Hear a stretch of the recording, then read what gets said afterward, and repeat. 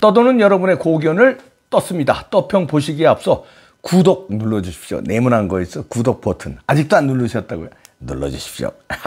오늘 떠평 제목은요. 국힘당을 버려야 우파가 산다. 입니다.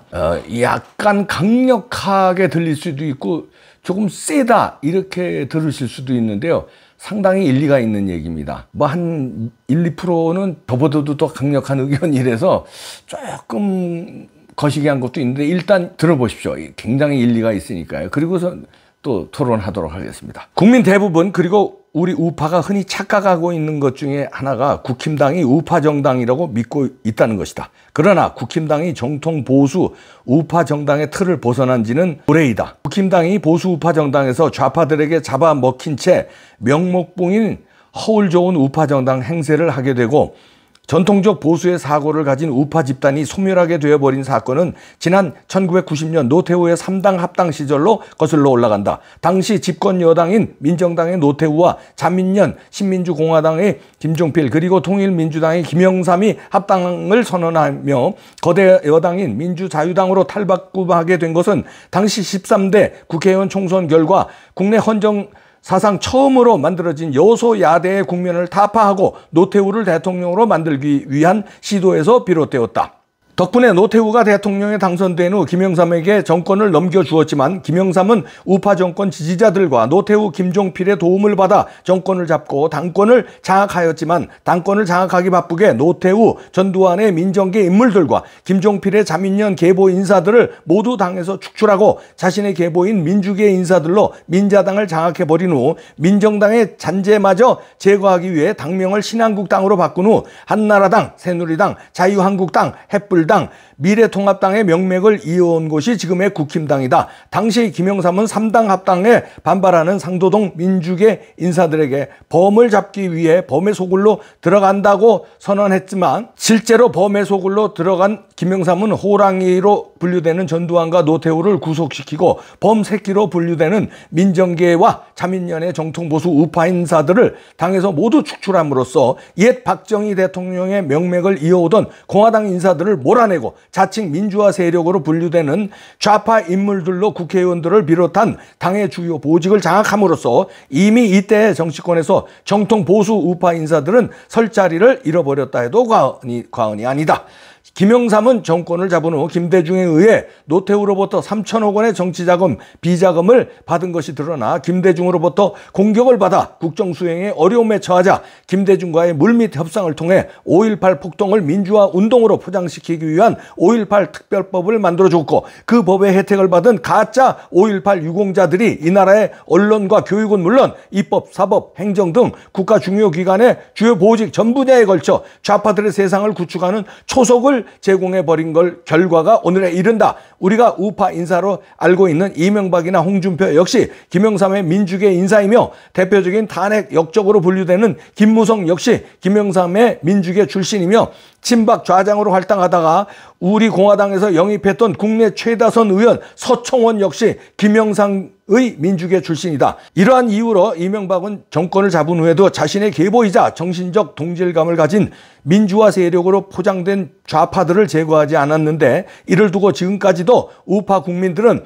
이명박이 권좌에 있을 때 좌파를 척결하지 않아 탄핵을 불러왔다고 안타까워하는 사람들을 볼 수 있는데 그러한 시각을 가지고 있다는 것을 지켜보는 것이 오히려 더 안타까운 일이 아닐 수 없다. 실제로 탄핵 정국에서 배후에서 박근혜 대통령을 흔들었던 인물이 이명박이었고 대통령 당선 후에는 공천 학살을 통해 친박을 몰아낸 인물이 이명박이었으며 탄핵에 앞장섰던 인물 역시 친이계로 분류되는 김성태, 권성동, 장제원 등이 역적들이다. 박근혜 대통령을 팔아 태극기 부대 선봉장을 자처하고 있는 조원진 역시 김영삼의 오른팔로 분류되는 황병태 주중대사의 보좌관 출신으로 분명 그 뿌리는 김영삼의 민주계 계보이다.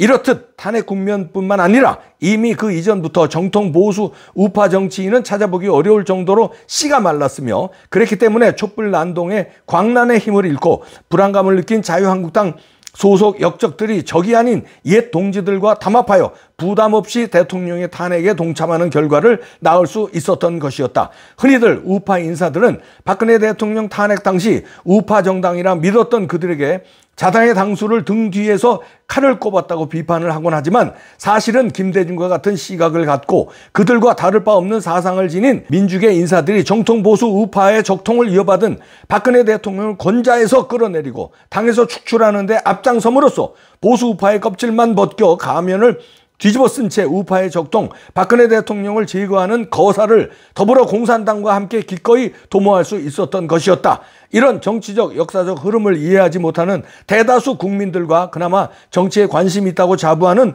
우파 국민들마저 아직도 국힘당이 우파 정당이라고 믿으며 선거 때마다 그들에게 표를 몰아주며 우파 국민들이 원하는 정치를 펼쳐주기를 희망하지만 정작 그들은 우파 국민들의 피를 수혈받아 마시며 생명을 연장해 나가지만 정작 당선된 후에는 언제나처럼 좌파적 행태를 스스럼없이 자행하고 있다는 사실을 절대로 잊어서는 안 된다. 분명한 사실은 지금 우리나라에는 우파의 가면을 쓴 정당은 있어도 이승만, 박정희, 전두환의 계보를 이어받은 정통 보수 우파 정당은 존재하지 않는다는 것이다. 우리는 이러한 정치 환경을 운명으로 받아들이고 윤석열을 비롯한 국진당 내 탄핵 부역자들과 사냥개들로 구성된 그들을 우파 정당으로 믿으며 계속적인 지지와 성원을 이어갈 것인지 우파 정당으로 탈바꿈할 것이라는 실현 불가능한 희망을 품으며 언제까지 막연히 기다릴 것인지 그들이 우파 정당으로 탈바꿈할 수 있도록 끊임없는 채찍을 휘두르며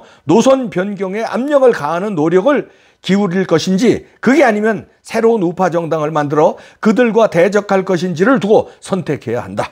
생각이 있거나 절대로 제대로 된 우파적 사고를 가진 사람이라면 국힘당이 우파 정당으로 탈바꿈하도록 끊임없이 요구하거나 그들과 대적하여 새로운 우파 정당을 창당해야 한다고 생각할 것으로 믿는데 그러자면 그들의 목소리에 힘이 있어야 하고 그들의 주장을 거부할 수 없는 힘을 단체로 가지거나 새로운 정당을 창당할 수 있을 정도의 단합된 결집력을 가진 집단으로 생존하고 있어야 가능한 일이다. 우파 정당 괴멸에 따른 가장 큰 피해자는 국민들이며 그 파탄을 고스란히 온몸으로 받는 사람은 다름 아닌 박근혜 대통령이다. 우리는 대한민국 국민은 박근혜 대통령의 탄핵을 묻어둔 채 자유민주주의 대한민국이 존재한다고 주장할 수는 없다. 대한민국 국민이라면 박근혜 대통령의 탄핵을 묵인한 채 대한민국은 공정과 상식이 존재하는 법치주의 나라라고 주장하는 것은 머리가 빈 대깨문들이나 좌파의 피를 받아 태어난 역적들이 자신의 죄를 묻어둔 채 국민을 속이는 인면수심의 행위가 아닐 수 없다. 우리 우파는 흔적도 없이 사라져버린 우파 재건을 위해 힘을 모아야 하고 그 결집된 힘으로 반대한민국 세력, 반민주주의 세력인 탄핵 세력들을 척결해야 하고 그 중심에는 박근혜 대통령을 다시 일으켜 세워야 한다. 박근혜 대통령을 중심으로 우파를 재건하거나 김당이 우파 정당으로 변모할 수 있도록 압력을 행사하기 위해서는 정통 보수 우파 국민은 하나로 뭉쳐야 하고 늘 깨어 있어야 한다. 깨어있는 우파 국민들이 구심점은 박근혜 대통령이고 그 구성원은 박애총, 불법 사기, 조작, 탄핵 무효 및 박근혜 대통령 명예회복을 위한 애국시민단체 총연합으로 모두 모여야 한다. 우파 재건을 위한 모임, 불사조, 박애총 실무간사 강덕수란 분이 이렇게 글을 올렸는데요. 대부분의 주장은 전 동감합니다. 지금 국힘당은 우파 정당이라고 볼 수가 없죠. 사이비 우파들, 배신자들, 그다음에 좌파에서 넘어온 무늬만 우파인 사람들이 너무 많습니다. 이제 바른미래당에 갔다 온 사람들, 이런 사람들이 그런 부류고요. 그 밖에도 굉장히 많거든요. 그런 사람들은 이제 중도 외연 확장을 주장합니다. 그러니까 자기들이 스탠스가 어정쩡하니까 자기들이 보수 우파의 정신하고 맥을 같이 하기도 싫고 보수 우파라면 왠지 지겨워합니다, 이 사람들은. 그러면서 중도 확장에 자기네들이 중도라는 얘기예요. 근데 중도라는 거는요, 국민들은 중도가 있을 수 있어요. 그러나 중도 정당이라는 게 있을 수 있습니까? 왜냐하면 중도 정당이라고 해가지고 성공할 수가 있습니까? 우파든지 좌파든지 그래야지. 그러니까 건전한 우파 정당이 있고 건전한 좌파 정당이 있을 때 오른쪽 왼쪽 날개로 이게 잘 이루어져 나가는 거죠. 아니 중도라는 게 말이 이제 중도지. 어떻게 보면 좌파 쪽으로도 갔다가 기회 있을 때는 우파 쪽으로 갔다가 얍삽하게 요리조리 왔다 갔다 한다는 거 아닙니까? 국민들은 그럴 수 있어요. 왜냐하면 국민들은 자 이번엔 하는 거 보니까 윤석열 대통령 찍어줘야 되겠네. 잘하고 있는데 좌파에서도 예를 들어서 뭐 올바른 정치인이 나왔다고 칩시다. 지금 얘네들은 보기 어려운데 그래도 나왔다고 칩시다. 그러면 좀 그쪽이 나을 것 같은데 국민들은 그렇게 선택을 할 수 있어요. 근데 정당이라는 게 노선이 있어야 되고 정책이 있어야 되고 철학이 있어야 되는데 이리 갈까 저리 갈까 왔다 갔다 하는 노선이 어디 있습니까? 우파의 이념이 있어요. 좌파의 이념이 있고 큰 틀에서 우파는 이제 성장에 방점을 두고 좌파는 분배에 방점을 두잖아요. 그럼 그 중간 충돌하는 게 뭐야? 어떨 때는 그래 분배를 좀 해야 된다. 이 국민들은 선택할 수 있어요. 어떨 때는 성장에 방점을 둬야 된다. 그런데 정당이 성장도 아니고 분배도 아니고 요리 갈까 저리 갈까 이런 정당이 어디 있습니까? 분명하게 윤석열 대통령이 추구하는 것처럼 성장에 방점을 두고 투자 유치하겠다. 기업하기 좋은 나라를 만들겠다. 그렇게 성장에 방점을 두잖아요. 이제 이재명이나 문재인은 분배에 방점을 둔 거 아니야? 퍼주기, 나눠주기 한 거 아닙니까? 그냥 막 뿌리고 기본 재난금이라 기본급이라면 막 뿌려준 거 아니에요? 그래, 이거 두 개를 동시에 할 수는 없는 겁니다. 물론 이제 성장도 어느 정도 챙기면서 분배도 어느 정도 챙기는 묘수를 부리는 건 그거는 양쪽 다 해야 되는 거예요. 그게 중도가 아닙니다. 그건 양쪽 다 성장에 방점을 두면서도 우파 정당이 그거 아닙니까? 성장만 하자는 게 아니잖아요. 소외된 계층, 그다음에 열악한 계층을 분배를 하자는 거니 전 국민에 분배하자는 게 아니잖아요. 근데 좌파 정당은 전 국민에게 분배하자는 거니까 그게 차이가 있는데 이게 이것도 아니고 저것도 아닌 거는 그 정당이 있을 수가 없거든요. 그거 표방하는 건 말이 안 됩니다. 더 강력한 우파 정당은 있을 수 있어요. 더 강력한 좌파 정당은 있을 수 있어요. 그게 이제 정의당이 더 강력한 좌파 이념이 더 센 게 이제 정의당이고 그렇다면 우파도 하나 있을 필요가 있다 이겁니다. 강력한 우파 정당 아니면 최소한 지금 국힘당은 우파 정당이 아니기 때문에 우파 정당으로 변모를 시키든가 아니면은 강력한 우파 정당이 하나쯤 있어서 견제 역할을 할 수 있게끔 때로는 합치고 선거 때 때로는 연대하고 때로는 독자적으로 나가서 어느 정도 의석을 확보하고 그런 게 이제 정의당이 그전에 그랬었잖아요. 몇 석을 확보하지만 그 몇 석이 아주 센 사람들이기 때문에 공중부양도 하고 뭐 난리들 치지만 그래도 그 좌파 이념을 제대로 발현을 하잖아요. 물론 그 좌파 이념은 우리는 마땅해요. 우리는 척결해야 되는 세력이지만 걔네들 입장에서는 있잖아요. 걔네들 입장에서는. 그러면 왜 우리는 없냐 이거예요. 우리는 왜 극우 꼴통이라고 그러고 강성 보수 세력 몰아내야 된다는 정당이 국힘당입니다. 국힘당의 유력 인사들이요. 그러고 나서요. 당대표인 이준석 그러고 나서죠.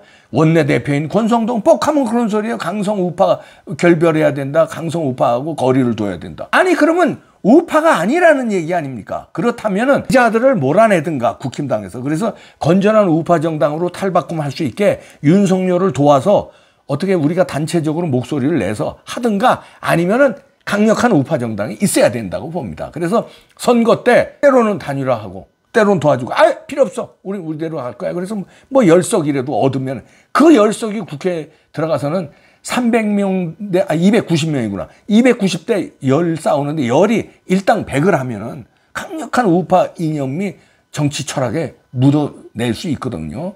그런 점에서 여기서 주장하는 거 저는 옳습니다. 그러나 이제 박근혜 대통령을 중심으로 다시 뭉치자 하는 거는 방법에 글쎄 그거는 효율적이지가 그거는 이제 고민이 됩니다. 왜냐하면 박근혜 대통령 국가의 어른으로서 피해받은 그다음에 정의의 사도로서 이게 상징적인 인물로 남아있는 게 옳지 효율적이지 않느냐 저의 개인적인 생각입니다. 박근혜 대통령이 지금 다시 전면에 나서서 어떤 창당을 하는데 박근혜 당으로 창당을 하고 뭐 박근혜 대통령이 영향력을 미치고 이런 거는 시기가 지나지 않았느냐. 오히려 예수님은 돌아가셨지 2000 몇백 년 됐어도 아직도 강력한 영향력을 미치지 않습니까? 그런 식으로 우파 정치인으로서 그냥 국가의 어른으로서 희생당한 좌파의 희생당한 상징으로서 남아있는 게 더 효과적이지 않느냐 그게 제 생각입니다. 전면에 나서면 이게 요번에도 그 전면에 나서셔서 유영아 변호사를 밀었는데 후원회장도 직접 하시고 효과가 그렇게 크지 않았지 않습니까? 적인 그 어른으로 남아서 있는 게 더 강력한 우파 재건을 위해서 더 도움이 되지 않나. 그게 이제 제 개인 생각인데 생각은 뭐 다를 수 있으니까 여러분들 댓글에 써주시기 바랍니다. 하여튼 국힘당을 우파로 바꾸든지 아니면 새로 강력한 우파 정당을 창당하든지 둘 중에 하나 해야 됩니다. 사이비들은 다 제거해야 돼요.